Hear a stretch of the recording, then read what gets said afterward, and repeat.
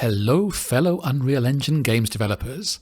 Today we're going to expand on last week's episode where we covered multiplayer gaming using the Steam network, and we're going to cover session management. Specifically, we're going to look at session joining and destroying sessions properly at the end of the game. So let's get straight to it.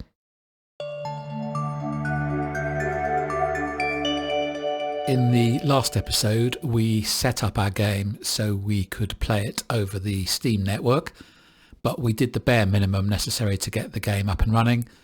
And today I want to deal with session management in a more sophisticated fashion. So there's really two parts to today's episode. Firstly, I want to show available sessions in this main menu screen rather than just joining the first game we find. And importantly, when we leave the game, I want to clean up and delete the sessions so we don't have any sessions hanging around. So let's get going with the first part of this. At the moment, we've got this join game button. So I'm in the main menu widget. If you open that up, we've got this join game button. And if I go to the event graph, what we were doing is we were just finding sessions and just getting the first one in the list, regardless of whether that session was the one we wanted to join or not. So what I want to do is replace this with a list of available sessions we can join. So let's get rid of the first thing I want to do is get rid of this on-clicked event and get rid of the join button completely. If I go back to the designer, select your join button and delete it. And in its place, I want to have a vertical box or a scroll box which lists all the available sessions, and we'll populate these with the join the session name button. So if you grab a vertical box and put it in between the host game and the quit button, and let's align that in the center horizontally. This is where we're going to put in our widgets for joining the game. Actually, while we're here, go to your main vertical box and let's anchor that to the center of the screen. So do Control-Shift-Center. Just looks a bit better if we've got it centered. And this vertical box, which is going to host the join game buttons, make sure it's a variable and call it sessions container. Okay, now we have a box where we can add widgets for joining the available sessions. And let's go back to the event graph. And what we want to do now is we want to, instead of joining the game, we'll do display sessions. And we'll create a new custom event called display sessions. We'll still do our find sessions, and this time on success, what we'll be doing is going through each of the results and putting out a widget with the join session button. So let's get rid of this get zero. Let's get rid of the join session because we're not going to do that here. And the print string.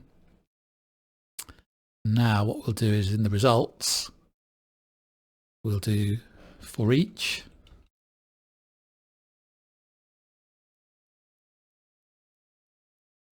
So this is going to be on success. And from here, we're going to create a new widget, but we haven't actually created that widget yet. So we need to do that in a second. In fact, let's go and do that now. So do a compile and save, come out of here, and in your UI folder, let's create a new widget. And we'll call it User Interface Widget Blueprint, and we'll call it W Session to Join. Open it up. And what we need in here is a button. And within that button, a text box. And we want this button to look similar to the buttons in the other widget. So if you go back to your main menu, designer, pick the host game button, and these normal hovered and press styles, we can just copy and paste these. Normal, hovered, pressed, so paste into the normal, and same thing for hovered, copy, paste, and last one, pressed, copy and paste. Okay. Make this sized content. If you've, instead of full screen, actually it doesn't matter, you can leave the full screen there. Sometimes if you just do desired, it just shows just the button. It really doesn't matter, it's just for readability while you're editing it. So the button, we'll call this button join session. This is a variable, and the text, we'll call this text join session. That's also a variable. So this will say that I've just renamed the thing twice. Sorry, button join session for the button, and then select the text. That's also a variable. Text join session.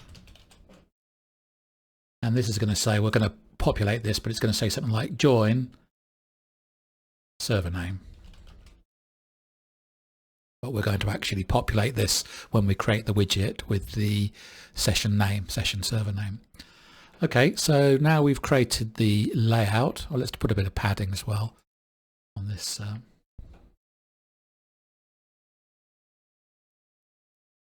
Text. We made it 10 on the other ones. Yeah, just a bit of padding around the text. Okay, and now if you go into the graph, let's get rid of the pre-construct and the tick events.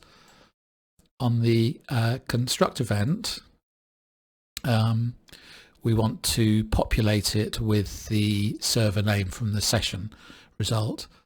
So in the variables section, we'll add a new variable, which we'll call session to join.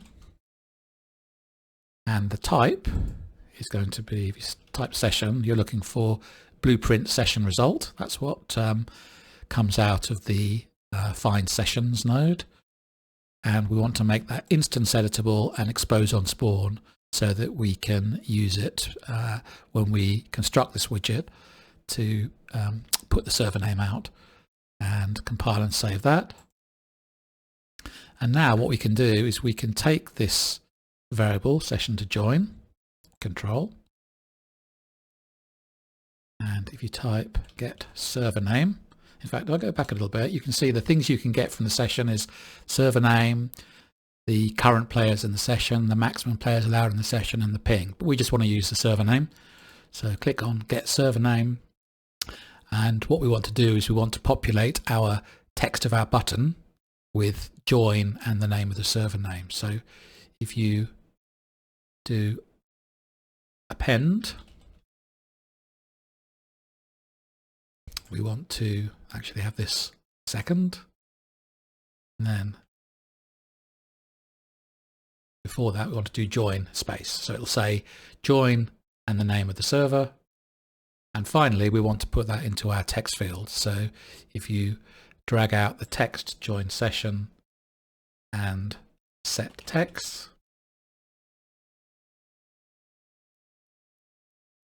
connect that to the construct event and pull in our append. So that will convert from a string to text. So when we construct this widget, we'll be getting in a session. We'll be getting the server name, creating the text join server name, and putting that into the join session button. So compile and save that. So that's the first part of this. Let's now go back to our main menu, go to the graph.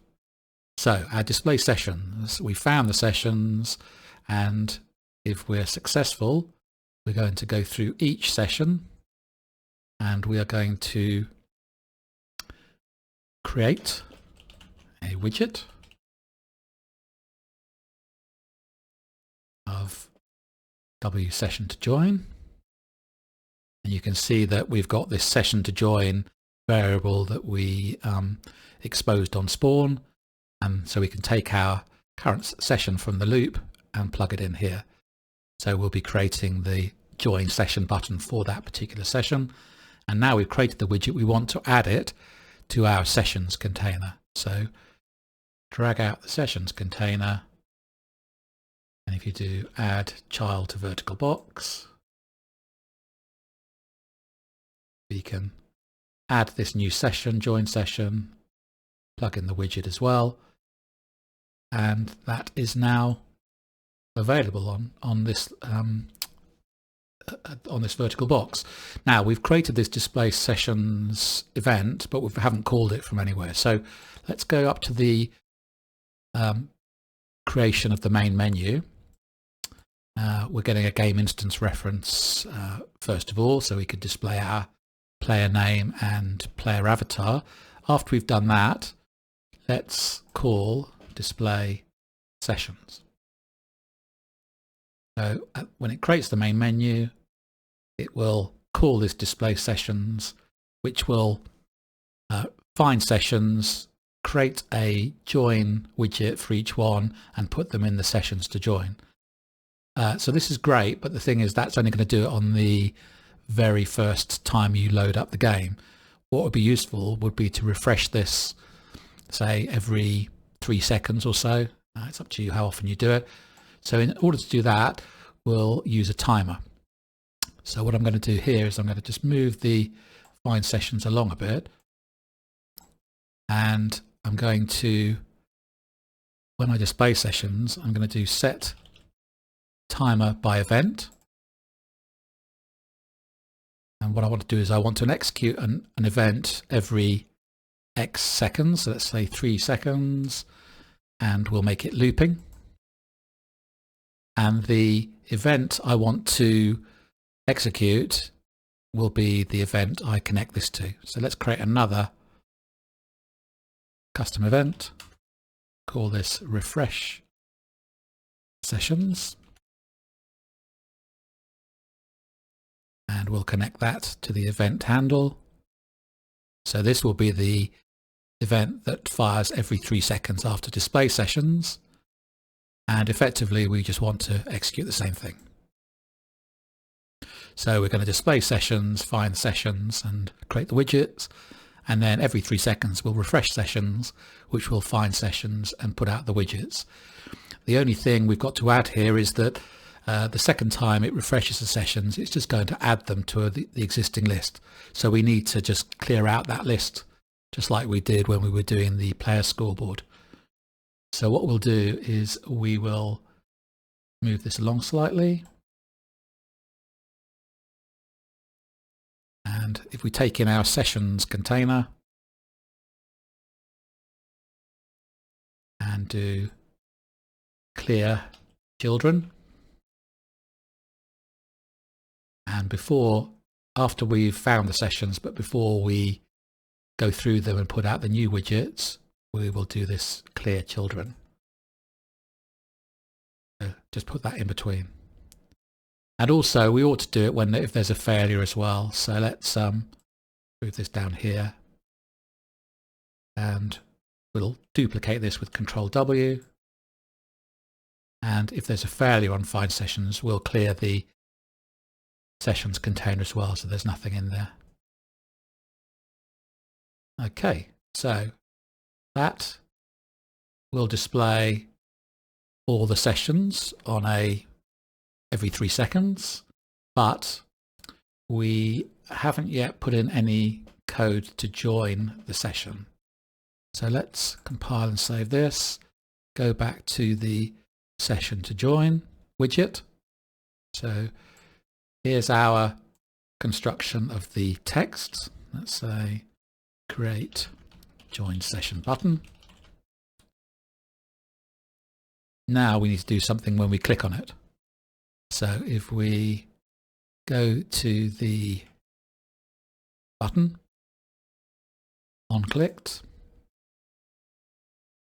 So we have the session to join that was passed in when we created the button. So let's drag that in with control. And now if we do join session and connect that, that should be all we need to do. We might again just want to do a print string on failure. Failed to join game, just for our development. There's a whole host of errors. Actually, this is a bit of an aside. There's a whole host of network errors and travel errors you can capture. I'll probably do an episode on it in the future, but it's too much to cover in one episode. But that can report things to do with failures to join, so you can put out more meaningful messages. But this should do the job. Let's put a comment around it. Join session when clicked. And now we have updated the main menu. Let's just compile and save that. We've updated the main menu to put out a join button for every session that's available. And when they click on the join session, it joins that particular session rather than just joining session 0. Now we can't test this out until we package this up and deploy it to another machine with a different Steam ID. So let's move on to part 2 of this tutorial, where we'll look at destroying sessions at the end of the game. And in order to destroy a session, we need to actually put in a quit game function. I'm conscious of the fact that we didn't provide any ways for our players to leave the game other than using Task Manager or using Alt F4 to skip out, which isn't the most elegant way of doing it. So we need to provide a quit game function. Let's close down these widgets, go back to our main menu. So what we need to do is provide a quit game input first of all. So go into your settings, project settings, go to your inputs, and let's create a new action mapping. We'll call it quit game. And you can bind it to any key. What I'm going to do is I'm going to bind it. If you select the key value there, I'm going to bind it to the escape key. Now the escape key, if you're running this in the editor, the escape key will quit the game anyway, but we can't run these tests in the editor anyway. We're only going to run it in standalone. So let's use the escape key. I think that's a pretty common key that people use to get out to settings and quit game. So we've bound it to the escape key. And now if you go to your player controller for the game, that's BP My Player Controller, and open it up. We're going to add a quit game function at the bottom here. So let's do input action quit game. And before we start coding this, let's think about what we want to do. So remember, this is about leaving the game and destroying sessions in a proper fashion. Now, if I am not the host of the game, then all I want to do is to destroy my session. Now, what destroy session does if you're a client is it just simply ends the connection with the server, and then you need to decide what you want to do afterwards. You can either go back to the main menu or you can quit the game. But if I'm the host of the game, the listen server, then I need to do a bit more. I need to tell everybody or kick everybody out of the game before I then quit myself. So let's deal with the clients first of all, because that's the simplest solution. So I've got this input action quit game, and then I'm going to call an event. So let's create that event, custom event, and it's going to be client quit game. And this is going to be running, if you go to the replicates, run on the owning client. So this is going to be running on the client. So when I press quit game, I call client quit game.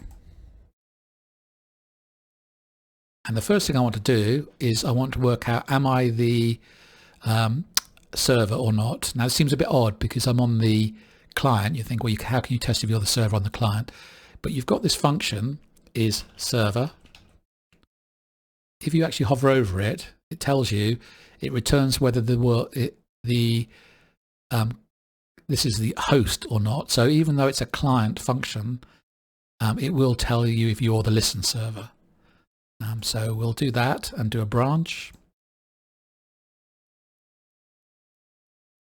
And I want to deal with the root if I'm not the server. So I'm just a client, and it's quite simple. If I'm not a client, I want to destroy the session, and that will then disconnect me from the server. So effectively, if I'm driving around with other players around me, those other players will disappear because I no longer have the server connection, and then I've got to decide what I want to do next. So I can either open the main menu level, or I can quit the game completely. So what I'll do is I'll keep it simple and I'll just quit the game completely. So we have the quit game function built in that just quits out of the game straight away, and we'll actually call that whether the destroy session works or not, just so that we always quit the game when we click quit.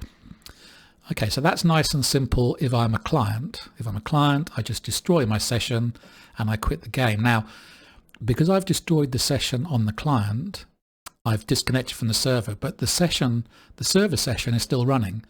And if I go back into the game, and I'll show you this when we test it out, that session on the server will still be running and I could rejoin it. And then it would create another session for me having joined the game.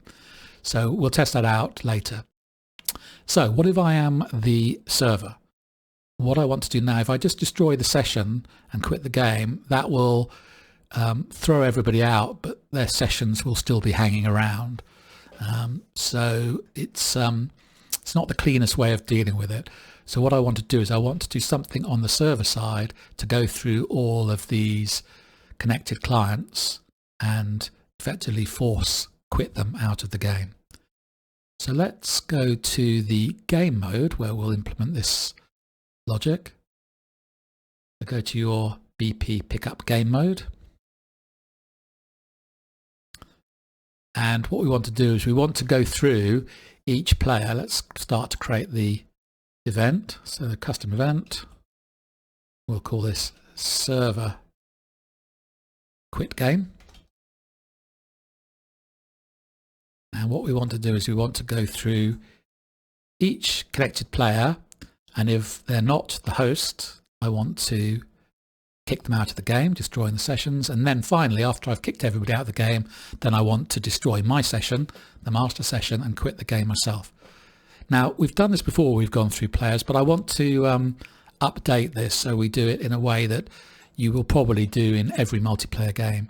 We were using the player state, the game state and player state to go through each player, but actually there's another way of finding connected players which is more common, so I wanted to show you that as well. Makes it slightly longer, but this is something you're going to use in all multiplayer games, so I think it's worth doing. So at the beginning of the game, as each person joins, the game mode gets an event, a login event as each player joins, and they also get a log out event as each player leaves. So you can use those events to maintain an array of player controllers. So if we create a new variable, and we will call this connected players, and the type is going to be my player controller, so the custom player controller object reference, and we want to make it an array of player controllers. Now what we can do is we can intercept these events and maintain list of players. So if you right click and do login, you'll find this event on post login. If you hover over it, it tells you this is an event that fires when a player is successfully logged in and has been given a player controller. So that's why it's post login rather than just login. Post means that a player controller exists as well after they've logged in. And what we can do now is we can take the player controller we can cast it to our custom player controller, and then we can drag in our array and type in add unique. You could do add or add unique. I think add unique slightly better. Let's connect the player in here, because if a player disconnects and reconnects and for whatever reason we don't maintain this properly, you won't get a duplicate player controller in there. So this will update as each player joins. We'll get the custom player controller in this list, and we can then use that to go through players in any future logic. And equally, we need to get rid of players when they leave the game.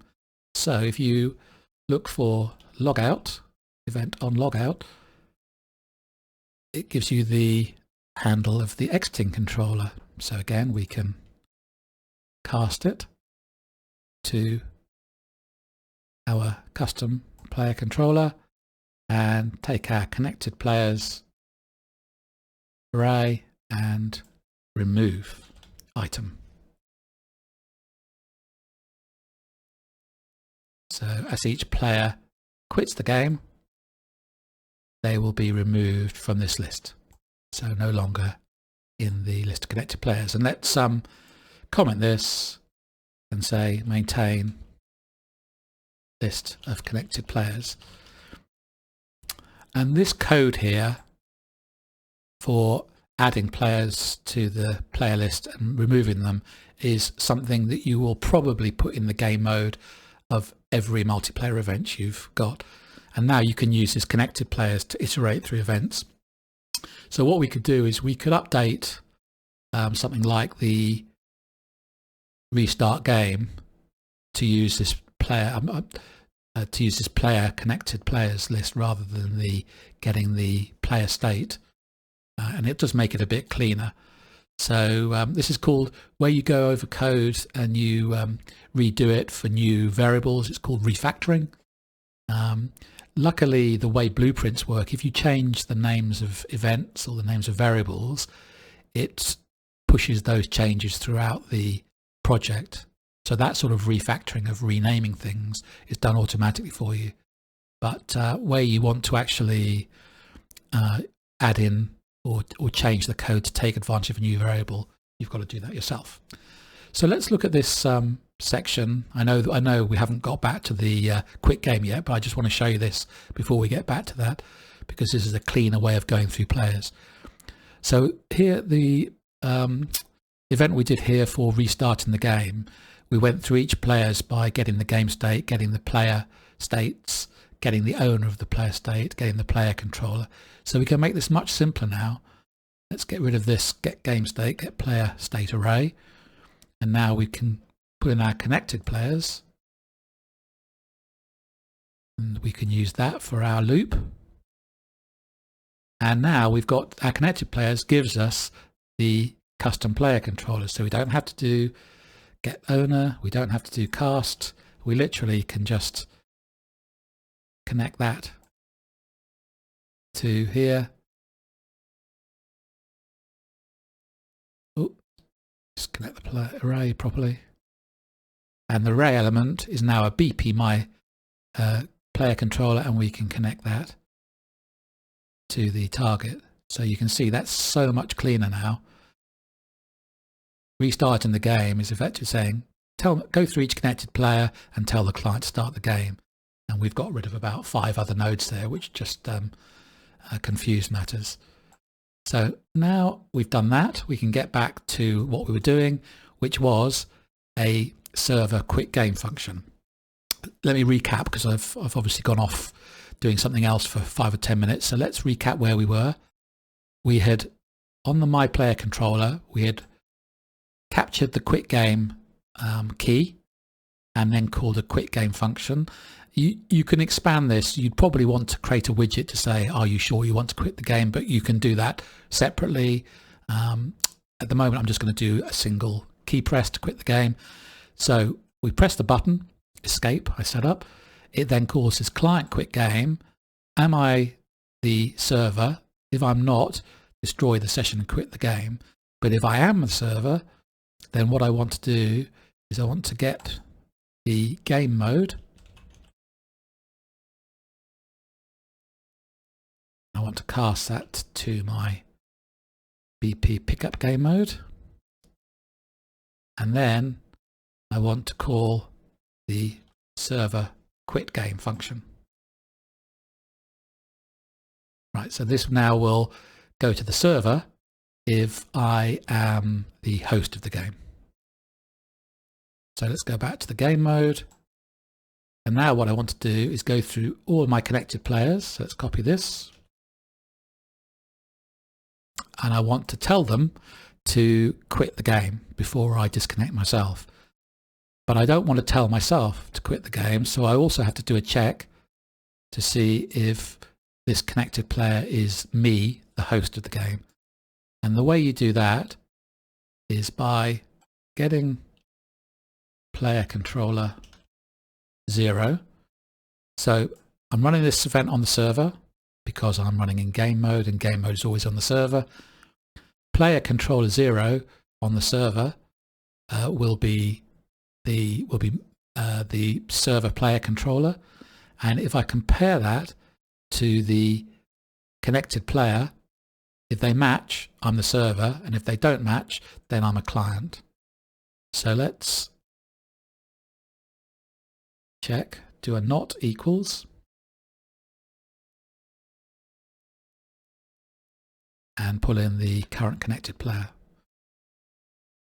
and put a branch afterwards. I'll explain this again in a second, what we're doing. Connect this and connect this to the loop body. So what we're saying here is if the connected player is not equal to the server player controller, then process this. So this will be anything that gets past this branch will be a true client and not the host. And now what we can do is we can use this player controller and call the client quit game function.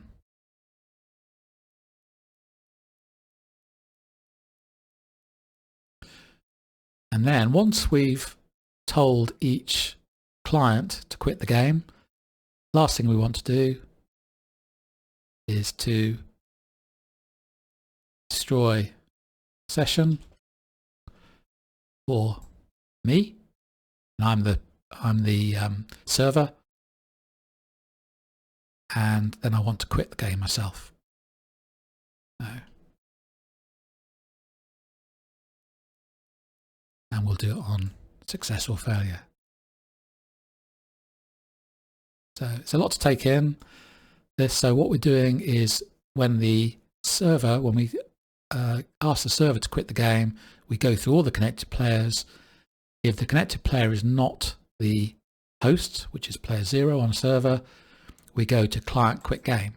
Client quit game will say, am I server? We know it's not server because we've already checked that. It will destroy the session and quit the game. So it's effectively kick out those players, and then it will come back once it's gone through each of the client players and finally destroy the session on the host controller and quit the game. So we can test this out before we package the game. So let's make sure everything's compiled and saved. And let's go into play mode. Let's do 4 players. And we'll have to do this in standalone in order to test it out. It won't work. If you try to do it in anything but standalone, everything's going to be running in one process. And as soon as you quit the game in one client, it's going to quit the game for every player. So you need to do it in standalone. But if you do it in standalone, if you play in standalone, you can't actually see which is the server. There's no sort of indication. So we need to just put something in temporarily that tells us that I'm the server. So while you're in the player controller, at the beginning, begin play, at the end of the begin play section after the set input mode game only, we're just going to temporarily add is server and a branch.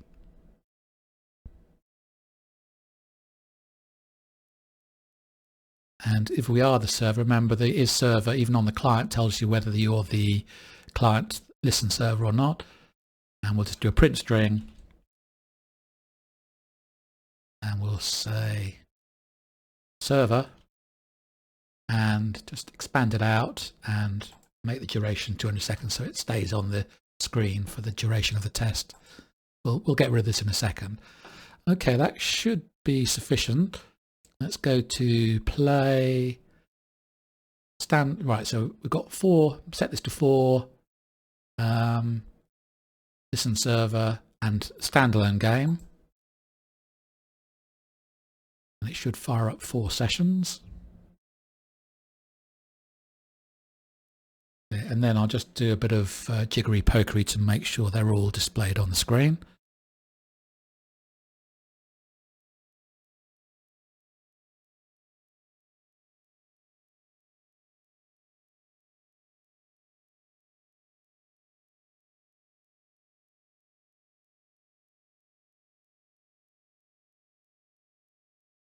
Okay, so we have the 4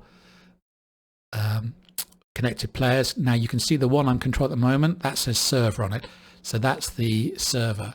So if I go to my first test, I'll just see if I can quit the game as a client without affecting any of the other sessions. So if I go to any of the other sessions, so this is one of the client sessions. If I hit escape, it quits the game, but it only quit the game on the client, which is what I wanted.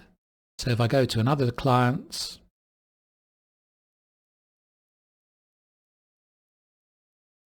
and press the quit key, that quits. So I go to another client, press the escape key, that quits. And then if I press escape now, that quits. So that was the test from the client perspective. So if I quit without have any client, we don't know if the destroy sessions work, but the destroy session was before the quit game. So we pretty much know if the quit game executed, the destroy session worked. Now what we'll do is we'll do the same thing again, but this time I'm going to quit the game from the server point of view, and that should kick out all of the connected clients. So go back into play.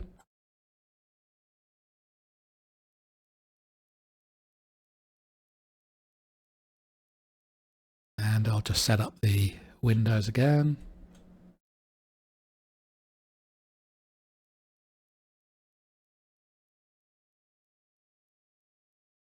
Okay, so I will get on. So this is the server. Now if I press quit here, it should detect that I'm the server. It should then go up to the game mode and execute the server function, which goes through all the connected clients and kicks them out first, and then finally kicks out or quits as the server. So if I press quit, brilliant.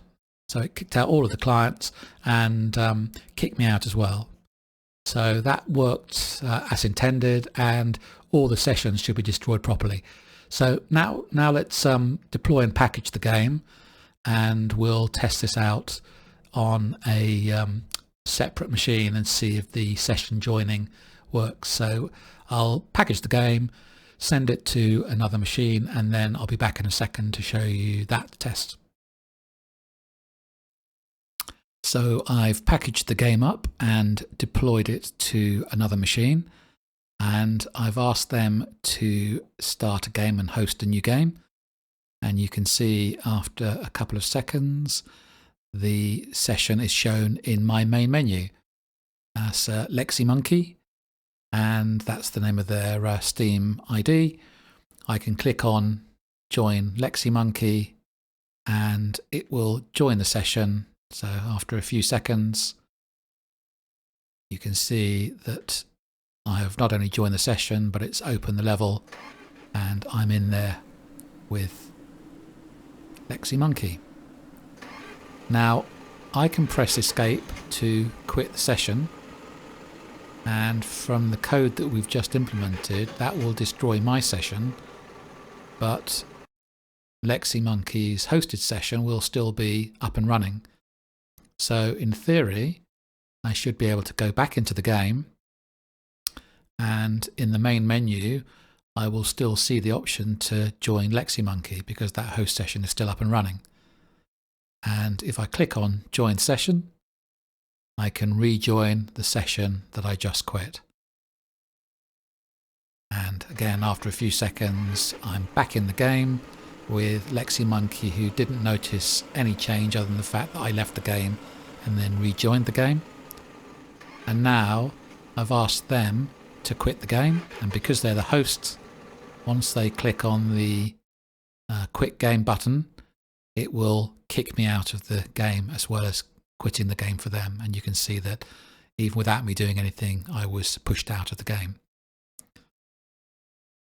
So I hope you found today's session useful. It was quite a long tutorial, but I wanted to make sure we covered joining and destroying sessions properly. And I look forward to seeing you in the next episode. Bye for now.